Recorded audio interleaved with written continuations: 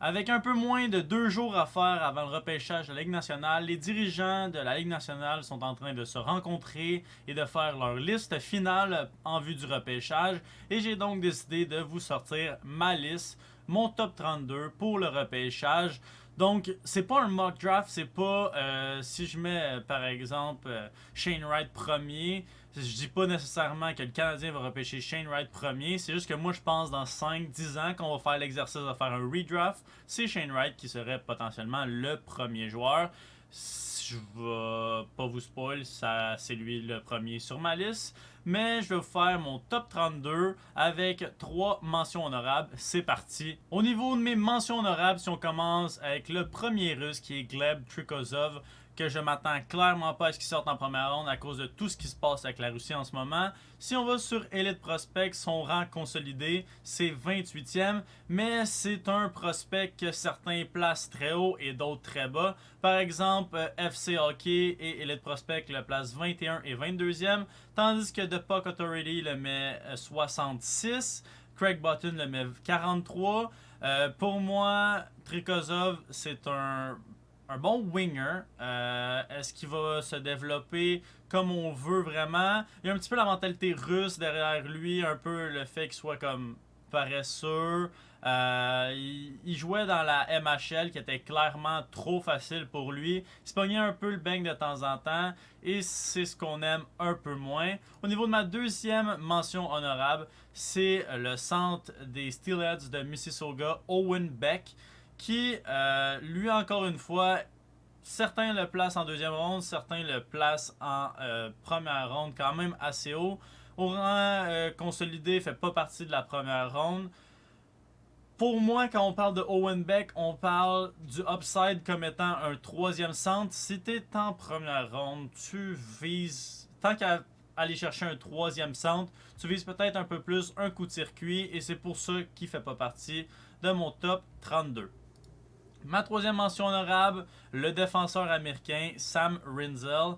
Euh, de très peu, il n'a pas fait mon top 32. Pour moi, je le placerais 33e avec le pic du Canadien 33e. J'aimerais vraiment qu'on aille chercher un défenseur comme Sam Rinzel. Pour moi, c'est juste une question de. Il n'est pas rentré dans mon top 32. C'est un bon défenseur. Il l'a prouvé en jouant cette année dans la USHL. L'année prochaine, il va s'en aller à l'Université du Minnesota dans la NCAA et on va voir un peu plus ce qu'il va pouvoir faire. Si on commence avec ma 32e position, Kel Odelius, le défenseur suédois de 6 pieds, 185 livres. Au rang consolidé sur Elite Prospect, il est 29e. On parle de lui comme étant un défenseur très mobile, très bon sur la sortie de zone, que ce soit pour shifter le forecheck ou pour faire une bonne première passe. Pour moi, il y a un upside d'un défenseur de deuxième paire, peut-être deuxième power play, mais selon moi, en 32e, ça serait un excellent pick. Au 31e rang, j'ai le roux, Jaeger Fergus. Il a tout simplement été de plus en plus bon au courant de l'année. Le seul petit bémol, selon moi, même s'il mesure 5 pieds 10, qui est pas nécessairement tant petit que ça, c'est qu'il pèse 154 livres. Donc, il est pas très pesant, pas très fort physiquement. C'est sûr qu'il va falloir qu'il se mette en shape, qu'il prenne du poids pour être niveau NHL, mais pour moi, il y a un certain upside avec Fergus, avec son skills. Il l'a prouvé avec 80 points cette année dans la West HL. À la game des prospects, c'était un des meilleurs aussi. Et selon moi, au 31e rang, par exemple, le Lightning de Tampa Bay pourrait faire un excellent move en repêchant Fergus. Au 30e rang, j'ai l'Américain Jimmy Snuggerud. Lui qui a joué la plupart de l'année avec Logan Cooley. Certains scouts, certains sites l'ont mis beaucoup plus bas seulement à cause qu'il jouait avec Logan Cooley. Certains pensaient qu'il paraissait peut-être mieux. Au rang consolidé, il est 25e, je l'ai un peu plus bas. Mais tu sais, ça passe comme de 38 de FC Hockey à 8 pour Craig Button, 17 pour Bob McKenzie. C'est un peu all over the place. Mais pour moi, il y a déjà la shape, NHL, 6 pieds 2, 185 livres. Il y a un certain skills qui peut emmener à la Ligue nationale. Est-ce que c'est un coup sûr? Peut-être pas. Mais c'est sûr qu'au 30e rang, s'il glisse jusqu'à là, une équipe va s'essayer et ça pourrait être un pick qui va rapporter gros pour cette équipe-là. Avec tout ce qui se passe en ce moment dans la Russie, c'est très fort probable que 3 voire peut-être 4 Slovaques se retrouvent en première ronde dans ce repêchage. Et le seul que j'ai pas mis dans ces 4-là, c'est Adam Sikora, qui je pense quand même en deuxième ronde devrait sortir assez tôt. Mais ici, au 29e rang, on parle de Filip Mesar. Le jeune Slovaque, c'est un winger, quand même 5 pieds 10, sauf que c'est pas un grinder parce qu'il y a du skills, mais le gars a pas peur, a pas froid aux yeux, il a pas peur d'aller se battre dans le coin quand même contre des hommes. Il est très très mobile.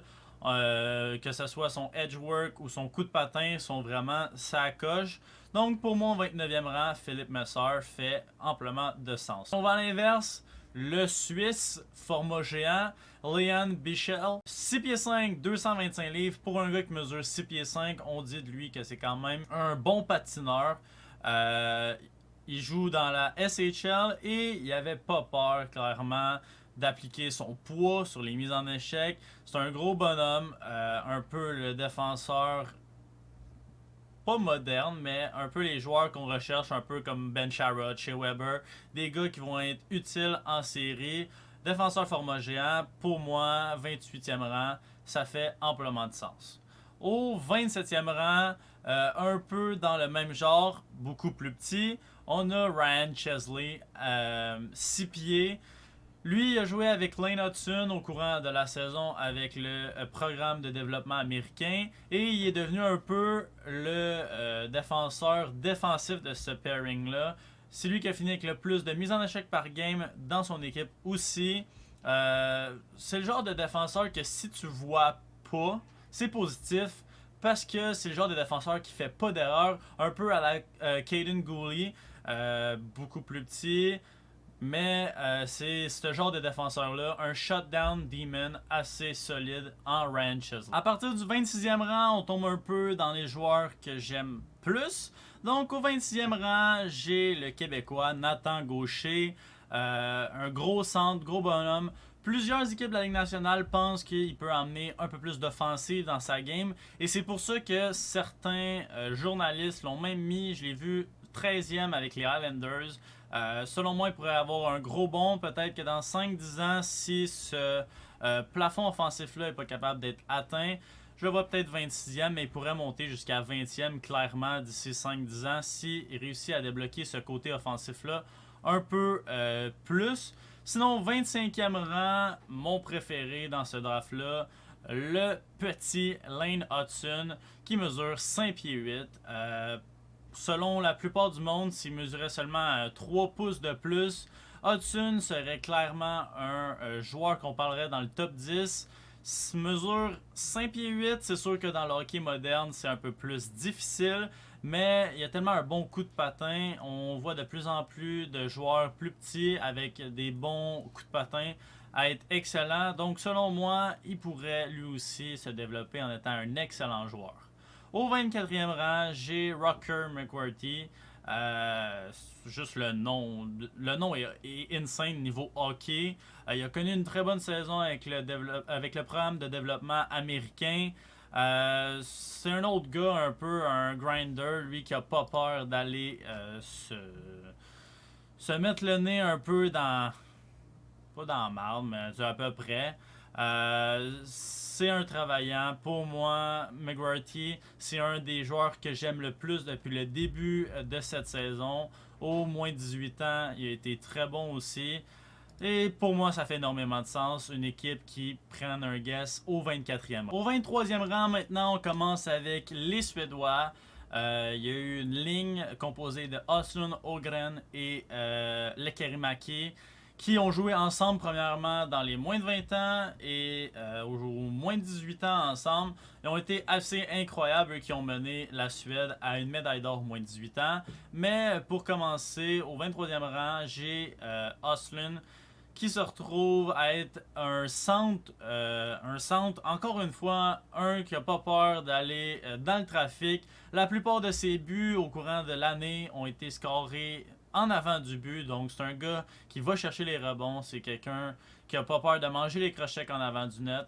Et au 23e rang, ça pourrait se développer à être un excellent joueur, un finisher pour une équipe. Sinon, j'ai son compagnon de trio au 22e rang, Liam Ogren, qui est lui qui est un winger à 201 livres. Il est un peu plus gros, c'est un winger un peu two-way forward qu'on dit, mais c'est un joueur aussi offensivement. Des fois, il peut te sortir des affaires que tu te dis comme wow, ça n'a même pas de sens. Donc, le upside est là pour Liam Ogren, qui est placé par certains encore plus haut que 22e. Pour moi, il pourrait sortir plus haut au draft. Mais est-ce que dans 5-10 ans, on va se dire qu'il aurait été mieux d'être un peu plus bas? Je pense un peu que c'est ça qui risque d'arriver selon moi. Au 21e rang, j'ai le Tchèque Jiří Kuliš. Tout au long de la saison, tout le monde parlait de sa game défensive, comme quoi elle était incroyable. Il manquait un petit peu de puck luck au courant de la saison. Lui qui n'a pas tant scoré dans son équipe. Mais au championnat de moins 18 ans, il a prouvé comment il y avait un release incroyable, surtout sur le one-timer. Lui qui a compté 9 buts en 6 rencontres et qui a mené la Tchéquie quand même à une bonne run au moins 18 ans. Lui qui était le capitaine de l'équipe. Au 20e rang, j'ai le Russe Ivan Miroshnichenko, lui qui a combattu la maladie au courant de la saison. C'est sûr qu'il a droppé à cause de ça au courant de la saison, mais de ce qu'on a entendu, les informations, il a déjà recommencé à s'entraîner et devrait être prêt pour le début de la prochaine saison. La seule affaire, c'est qu'il est encore en Russie et avec tout ce qui s'est passé, je m'attends pas à ce qu'il soit en Amérique du Nord l'année prochaine. Mais selon moi, il y a des équipes. Il y a une équipe autour de la 20e place, si c'est pas peut-être plus tard à cause de tout ce qui se passe en ce moment, va prendre le guess avec Miroshnichenko. J'aimerais ça que ce soit le Canadien. Gros bonhomme, 6 pieds 1, 185 livres. Son patin, sa shot, tout est assez incroyable du côté de Miroshnichenko. Sa shot est quand même très hallucinante quand tu vois les highlights. Il a joué en VHL, qui est comme l'équivalent de la Ligue américaine, 16 points en 31 games avant d'être stoppé par la maladie. Pour moi, au 20e rang, c'est un très bon pick. Ensuite, 19e, j'ai Owen Pickering. Lui aussi, défenseur grand format, 6 pieds 5, 180 livres. C'est sûr que quand tu es 6 pieds 5, seulement 180 livres, il va falloir ajouter de la charpente. Il y a déjà le 16 pour. Mais Pickering a été en montant de plus en plus tout au long de la saison. Lui qui a fini avec 33 points en 62 rencontres. Il était pas dans une des meilleures équipes de la West HL. Mais il a montré par son jeu, par autre chose que seulement ses points, comment il pouvait être utile dans une équipe de la Ligue nationale. Et c'est sûr qu'avec un 16 comme ça, il y a une équipe qui va se tenter autour du 20e rang selon moi avec Owen Pickering. Ensuite, au 18e rang, j'ai l'Américain Isaac Howard. Lui qui a connu un excellent championnat moins de 18 ans, qui a eu 11 points en 6 rencontres. Offensivement, rien à dire. Il y a une touche naturelle pour compter des buts. On dit, je sais pas comment le dire en français, mais c'est un deceptive shooter. Le goaler a même pas le temps de savoir qu'il va s'élancer. Un quick release, dépendamment de l'angle, il est capable de la changer pour que le goaler la voie comme. Ben, pas qu'il la voie pas, mais qu'il soit pas prêt à recevoir une shot comme ça. Il pourrait aller clairement plus haut selon moi. Il y a certains scouts qui l'ont mis plus haut. Par exemple, Greg Button au 32e rang. Mais pour moi, au 18e rang, ça risque d'être les environs où est-ce que Howard pourrait se développer. dans les 5 à 10 prochaines années. Au 17e rang, j'ai le Russe Danila Yurov. Ça a été un peu difficile à le juger. Par les chiffres que j'ai vus, c'était soit des chiffres dans la MHL où est-ce qu'il a accumulé 36 points en 23 games, ou dans la KHL. La KHL, il n'a pas vraiment joué. En 21 games, il a seulement atteint 10 minutes de temps de jeu à une seule des rencontres. Certaines parties jouaient environ 2 minutes ou même moins. Donc, ça a été dur de l'évaluer un peu plus cette année. Ça pourrait devenir un excellent top 6, mais selon moi, ça va être une excellente option pour une équipe comme Middle Six. Il n'y a pas peur de se mettre encore un autre joueur comme ça, de se mettre le nez dans la marde. Il aime ça, aller chercher les rebonds, c'est un scoreur naturel, anyway. Donc, à la 17e place, un Danila Yurov. Un de ceux que j'espère, à cause du conflit en Russie, pourrait chuter au 26e rang, voire pour le Canadien. Sinon, au 16e rang, j'ai le gros format Connor Geeky. Certains journalistes le placent un peu plus haut. Moi, j'ai un peu peur à cause que son patin est pas nécessairement élite.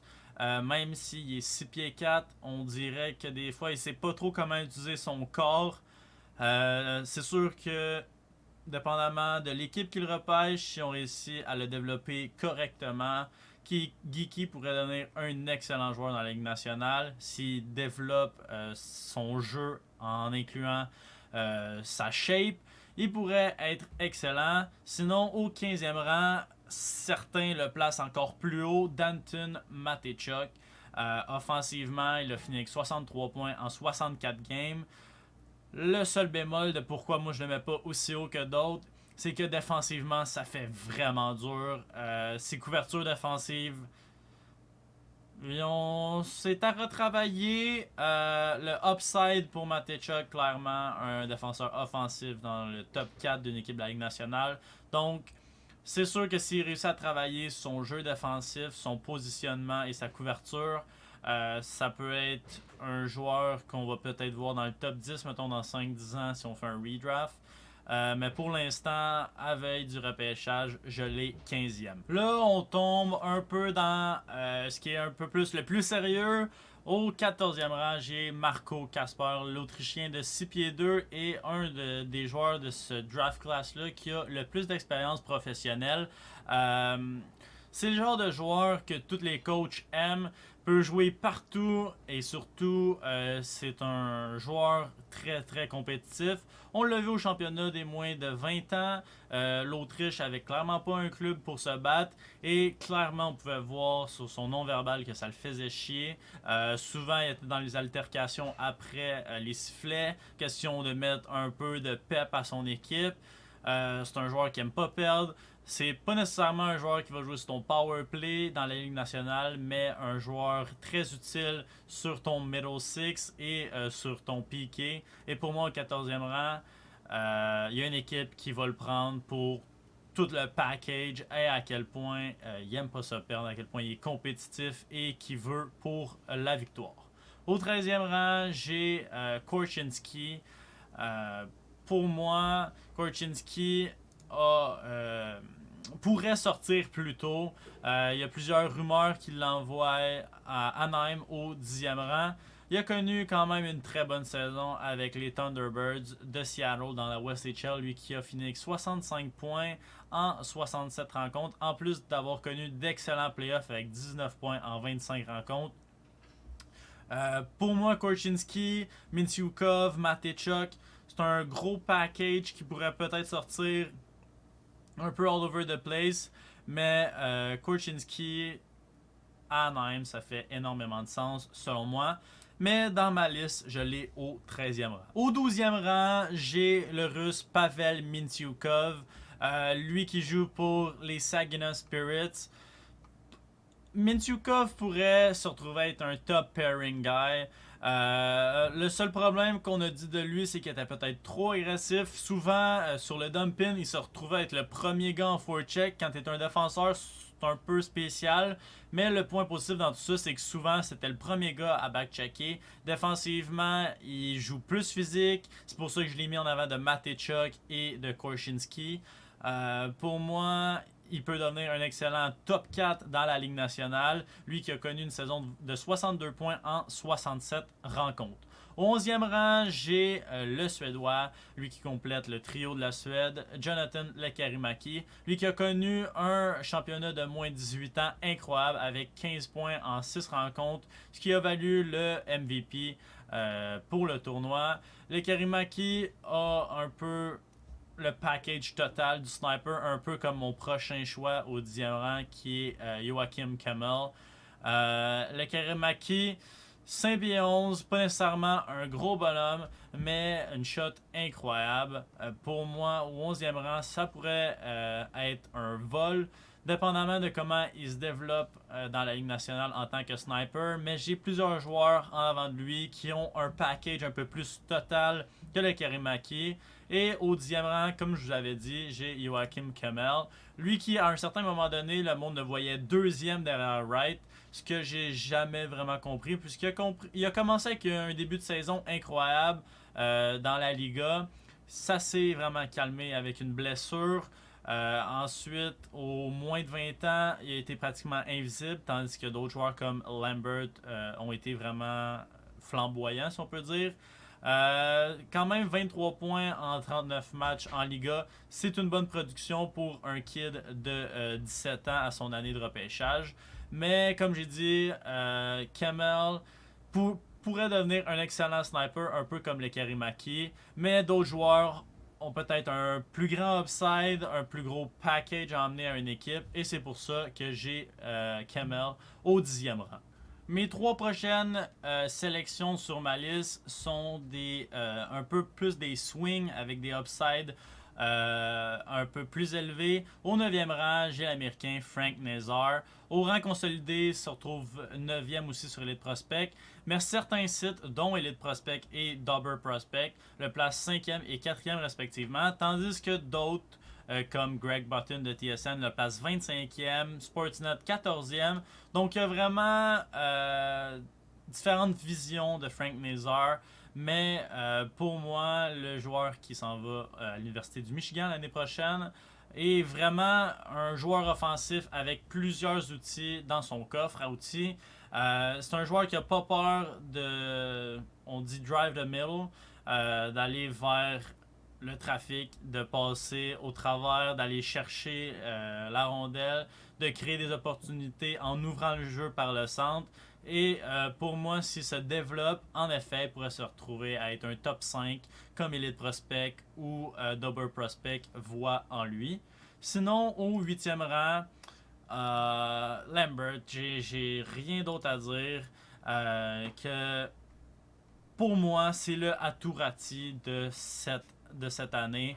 Le skills est là, on l'a vu au moins de 20 ans. Une fois qu'il y a des bons joueurs avec lui, c'est clairement plus facile. Je pense qu'il y a une équipe en WHL qui ont les droits de Lambert.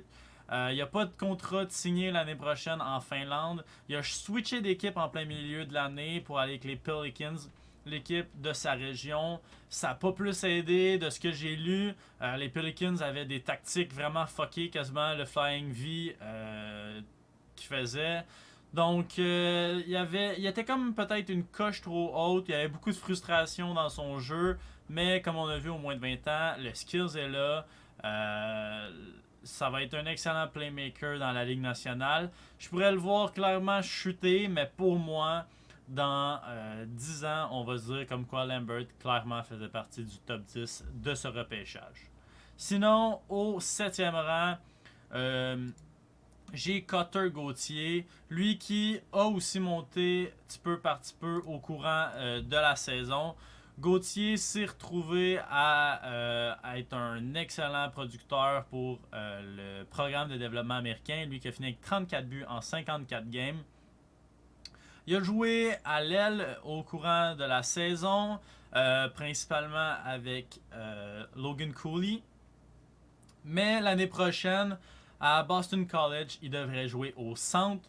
Donc, il y a plusieurs équipes qui sont vraiment intéressées. Gros bonhomme, 6 pieds 3, 201 livres. Il y a la shape pour la job de la Ligue nationale. Et en plus, un gars versatile comme ça qui peut jouer au centre, à l'aile, ça va intéresser plusieurs équipes. On arrive maintenant à ce que la plupart du monde appelle le top 6. C'est pas mal le même top 6 pour la plupart du monde, peut-être pas dans la même ordre, mais les 6 joueurs sont pour la plupart du monde les mêmes. Et au 6e rang, on commence avec le petit attaquant des Winnipeg Ice, Matthew Savoy.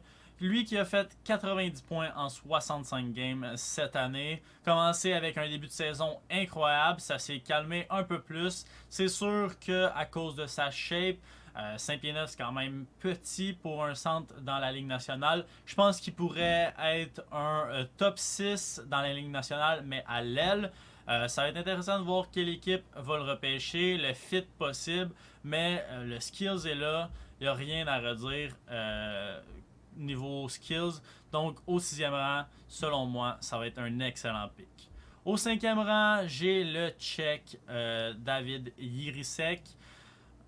Lui qui a été blessé au championnat de moins de 20 ans, qui a raté quand même un bon bout de la saison, il est revenu au jeu, était quand même assez solide dans la ligue de la Tchéquie. Lui qui a fini avec 11 points en 29 games.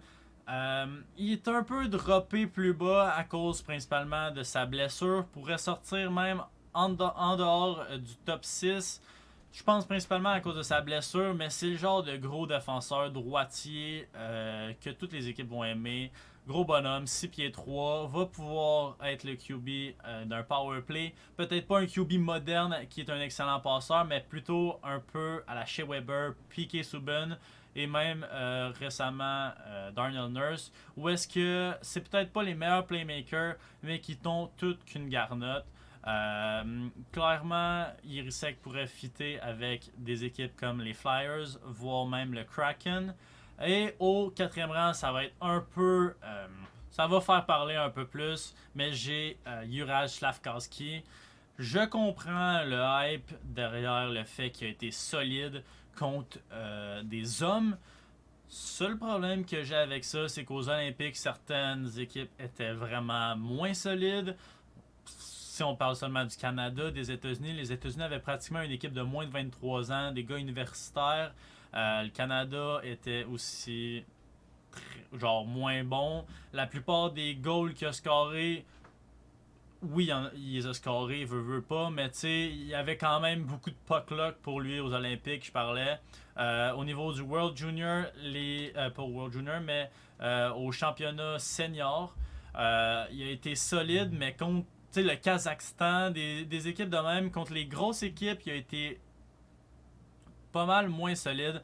Le skills est là, d'après moi, ça va être un gars de 30 buts, 60-65 points dans la Ligue nationale, mais je le vois pas dans le top 3, et si le Canadien repêche, je vais être un de ceux qui va être très très déçu. Je comprends le hype derrière le gros bonhomme, 6 pieds 4, mais selon moi, il manque de hockey IQ. Des clips que j'ai vus, il se retrouvait quasiment à être dessus ses propres joueurs parce qu'il savait pas trop se placer. Sur le power play, il a de la misère à se démarquer, il lisait un peu mal le jeu, où est-ce qu'il pourrait comme ressortir et être une option de passe. Manque de hockey IQ, selon moi, le skills est là, le size est là, j'ai rien à redire. Sinon, pour Juraj Slafkovský. Le top 3, mon top 3 et principalement mes 3 joueurs préférés. Et on commence avec l'autre Slovaque, Simon Nemec, défenseur droitier. Déjà là, c'est très dur à trouver. C'est le QB moderne, un excellent passeur, un joueur offensif, défensif. Pour moi, c'est sûr que Jiříček a la grosse charpente, mais Simon Nemec est vraiment incroyable et pourrait se développer à être un top guy dans une équipe. Le premier power play guy aussi. Pour moi, Simon Nemec, un gars qui a joué contre des hommes, 26 points en 39 games. Dans une ligue d'hommes pour un défenseur, c'est hallucinant. Et selon Byron Bader, lui qui a le site Hockey Prospecting, son pourcentage de chance de devenir une vedette dans la Ligue nationale, ce qui représente pour un défenseur environ 40 points par saison, et probablement un des plus élevés de son draft class. Et pour moi, seulement voir son jeu contre des hommes, des adultes, il n'y a rien à redire. Le gars est vraiment insane et pourrait se développer à être probablement un des meilleurs joueurs de cette draft class-là. Au niveau du deuxième rang, j'ai Logan Cooley. C'est le seul qui, selon moi, pourrait être devant Shane Wright. Le gars est flamboyant, il a des skills capables de scorer le Michigan comme on l'a vu au moins 18 ans. Finit avec 75 points en 51 rencontres avec le programme de développement américain. C'est peut-être pas le plus grand, le plus gros, mais le skills, le playmaking, il y a tout pour être un excellent joueur dans la Ligue nationale. Certains, comme Greg Button, le comparent à Sébastien Aho. Et pour moi, ce qu'on parle pas assez de Logan Cooley, c'est aussi son two-way game. Défensivement, il est très intelligent avec la rondelle. Pour moi, si on n'entend pas le nom de Shane Wright, premier au total par le Canadien, c'est Logan Cooley qui va être repêché. S'il y a quelqu'un qui connaît plus Cooley que Kent Hughes, il va falloir me le présenter. Parce que dans les DG, je parle. Parce que il y a une connexion avec le programme américain. C'est les enfants à Kent Hughes. Si Kent Hughes décide de faire Logan Cooley le premier au total, c'est qu'il est sûr à 100% de son choix. Pour moi, Cooley a le plus gros upside offensif pour être un gars de 90 points dans la Ligue nationale de ce repêchage-là. Mais est-ce qu'il va être drafté avant Shane Wright? Ça, j'en doute. Shane Wright, mon premier au total. Son release est juste incroyable. Je comprends même pas comment il fait. Genre, d'habitude, il y a un transfert de poids. Lui, il a le release le plus quick, le plus fucky que j'ai vu pour vrai. Tu vois même pas qu'il se craint, qu'il peut être comme le dos penché, la puck sur son talon de bâton et se craquer une shot à une vitesse incroyable. On parle pas assez de son talent offensif. Lui qui a fini quand même avec 94 points en 63 games pour une saison décevante selon plusieurs scouts. Lui qui avait pas joué l'année dernière et qui a pris deux recrues sur ses ailes cette année avec les Frontenacs de Kingston. Pour moi, il n'y a même pas un débat. Shane Wright devrait être le premier choix au total. Et j'espère que le Canadien va pouvoir créer un duo Suzuki-Wright pour les deux premières lignes pour les 10-15 prochaines années pour le Canadien. J'espère que vous êtes rendus jusqu'à la fin de mon ranking. Personnellement, j'ai pas écouté des games de toutes les équipes. J'ai beaucoup lu, surtout The Athletics. On parle de Pronman, de Scott Wheeler, des Greg Button, Bob McKenzie, les gars qui sont les plus reconnus dans le monde du scouting au niveau du journalisme. Je me suis basé aussi, comme j'ai dit, avec Byron Bader, où est-ce qu'on y va un peu plus avec les analytics pour voir un peu comment les joueurs peuvent se développer. J'ai regardé beaucoup, pas des highlights, mais des shifts de certains joueurs. J'ai pas vu des chiffres de tous les joueurs. J'ai écouté beaucoup le championnat de moins de 20 ans. J'ai écouté à partir des demi-finales du championnat de moins de 18 ans. J'ai vu quand même beaucoup de hockey pour un gars qui est encore aux études, qui fait pas ça de sa vie. Et c'est ma liste finale. C'est seulement pour le fun. Moi, j'ai aucun lien avec personne, même si ce serait un rêve quand même d'avoir un lien avec pas un journal, mais un site avec une équipe. Ce serait quand même insane.